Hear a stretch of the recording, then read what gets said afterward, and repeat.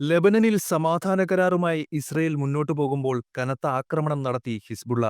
ഇതുവരെ നടത്തിയിട്ടുള്ളതിൽ ഏറ്റവും ശക്തമായ ആക്രമണമാണ് കഴിഞ്ഞ ദിവസം ഹിസ്ബുള്ള നടത്തിയത്.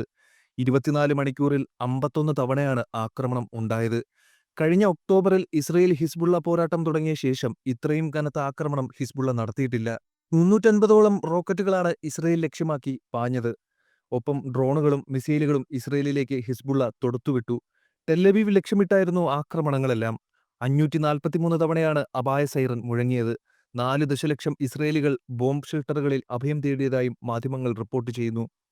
ആക്രമണങ്ങളിൽ ഇസ്രയേൽ വിറച്ചതായി റിപ്പോർട്ടുകൾ പറയുന്നു. ഇസ്രയേലിലെ സൈനിക താവളങ്ങളും നഗരങ്ങളും ലക്ഷ്യമാക്കി ബോംബാക്രമണം നടത്തി. കഴിഞ്ഞ ഒക്ടോബറിന് ശേഷം നടത്തിയ ഏറ്റവും ശക്തമായ ആക്രമണമാണിതെന്ന് ഹിസ്ബുള്ള അവകാശപ്പെട്ടതായി പ്രസ് ടിവി റിപ്പോർട്ട് ചെയ്യുന്നു. ആക്രമണത്തിൽ കനത്ത നാശനഷ്ടങ്ങൾ ഉണ്ടായതായും നിരവധി പേർക്ക് പരിക്കേറ്റതായും മാധ്യമ റിപ്പോർട്ടുകൾ പറയുന്നു. ഇസ്രയേലും ഹിസ്ബുള്ളയും തമ്മിൽ കനത്ത പോരാട്ടം തുടർന്നുകൊണ്ടിരിക്കുകയാണ്. നവംബർ 24-ന് 180 റോക്കറ്റുകളാണ് ഹിസ്ബുള്ള ഇസ്രയേലിനെ ലക്ഷ്യമിട്ട് പ്രയോഗിച്ചത്. ആക്രമണങ്ങളിൽ 11 പേർക്ക് പരിക്കുപറ്റി. വടക്കൻ മധ്യ ഇസ്രയേലിലെ വിവിധ മേഖലകൾ ലക്ഷ്യമിട്ടാണ് റോക്കറ്റുകൾ എത്തിയത്. അഷ്ദോദ് നേവൽ ബേസും ആക്രമിച്ചു. എല്ലാ റോക്കറ്റുകളെയും പ്രതിരോധിക്കാൻ IDFന് സാധിച്ചില്ലെന്നും മാധ്യമങ്ങൾ റിപ്പോർട്ട് ചെയ്തു. ഇസ്രയേലിനകത്തുനിന്നും പുറത്തുനിന്നും ഹിസ്ബുള്ള ആക്രമണം നടത്തിയതായാണ് റിപ്പോർട്ട്. മധ്യ ഇസ്രയേലിലെ റിനത്യ മേഖലയിൽ ആക്രമണത്തിൽ വലിയ നാശനഷ്ടമുണ്ടായി. ലെബനനിൽ നിന്ന് തൊടുത്തുവിട്ട റോക്കറ്റുകളാണ് മധ്യ ഇസ്രയേലിൽ നാശം വിതച്ചത്. ഭൂരിഭാഗം റോക്കറ്റുകളെയും പ്രതിരോധിക്കാൻ സാധിച്ചതായി IDF അവകാശപ്പെട്ടു. എന്നിട്ടും ഇസ്രയേലിൽ വലിയ നാശനഷ്ടം ഉണ്ടായതായി മാധ്യമ റിപ്പോർട്ടുകൾ പറയുന്നു. പേട്ടാനിക്കോയിൽ നിരവധി പേർക്ക് പരിക്കേൽക്കുകയും കനത്ത നാശം വിതയ്ക്കുകയും ചെയ്തിട്ടുണ്ട്. ടൈംസ് ഓഫ് ഇസ്രയേലിന്റെ റിപ്പോർട്ടനുസരിച്ച് മധ്യ ഇസ്രയേലിൽ നിരവധി പേർക്ക് ആക്രമണത്തിൽ പരിക്കേറ്റു. റോക്കറ്റുകൾ നാശമുണ്ടാക്കുകയും നിരവധി പേർക്ക് പരിക്കേൽക്കുകയും ചെയ്തതോടെ സുരക്ഷാ വീഴ്ചയുടെ പേരിൽ IDF പ്രതിക്കൂട്ടിൽ നിൽക്കുകയാണ്.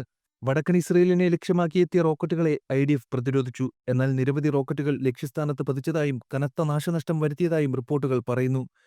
ഹൈഫ ബേ, പടിഞ്ഞാറൻ ഗലീലി എന്നിവിടങ്ങളിലേക്ക് 30 റോക്കറ്റുകളാണ് പറന്നെത്തിയത്. റോക്കറ്റുകൾ നാശനഷ്ടം ഉണ്ടാക്കിയതായി IDF സ്ഥിരീകരിച്ചിട്ടുണ്ട്. ഹൈഫയിലെ ഒരു റെസിഡൻഷ്യൽ ബിൽഡിംഗിൽ റോക്കറ്റ് പതിച്ച് ആളുകൾക്ക് പരിക്കേറ്റു. കെട്ടിടത്തിന് കനത്ത നാശവുമുണ്ടായി. അടുത്തിടെ ഹിസ്ബുള്ള നടത്തിയ ഏറ്റവും ശക്തമായ ആക്രമണമാണിത്. ആക്രമണത്തിനായി അത്യാധുനിക മിസൈലുകളും ഡ്രോണുകളും ഉപയോഗിച്ചതായി ഇറാന്റെ പിന്തുണയുള്ള സായുധ ഗ്രൂപ്പ് അറിയിച്ചു. ഹിസ്ബുള്ളയുടെ ആക്രമണത്തിന് പിന്നാലെ ലെബനനിൽ ഇസ്രയേലും ആക്രമണം അഴിച്ചുവിട്ടു. ബെയ്റൂട്ടിൽ ശക്തമായ ആക്രമണമാണ് ഉണ്ടായത്. 8 നില കെട്ടിടത്തിന് നേർക്ക് ഇസ്രയേൽ നടത്തിയ മിസൈൽ ആക്രമണത്തിൽ 11 പേർ കൊല്ലപ്പെട്ടു. ഒട്ടേറെ പേർക്ക് പരിക്കേറ്റു. സെൻട്രൽ ബെയ്റൂട്ടിൽ പുലർച്ചെയാണ് ആക്രമണമുണ്ടായത്. ഭൂഗർഭ ബങ്കറുകൾ വരെ ഭേദിക്കുന്ന 4 മിസൈലുകളാണ് ആക്രമണത്തിന് ഉപയോഗിച്ചത്. സെൻട്രൽ ബെയ്റൂട്ടിൽ ഈ ആഴ്ച ഇസ്രയേൽ നടത്തുന്ന 4ാമത്തെ ആക്രമണമാണിത്. ഹിസ്ബുള്ള ശക്തികേന്ദ്രമായ തെക്കൻ ബെയ്റൂട്ടിലായിരുന്നു നേരത്തെ തുടർച്ചയായ ആക്രമണം നടത്തിയിരുന്നത്.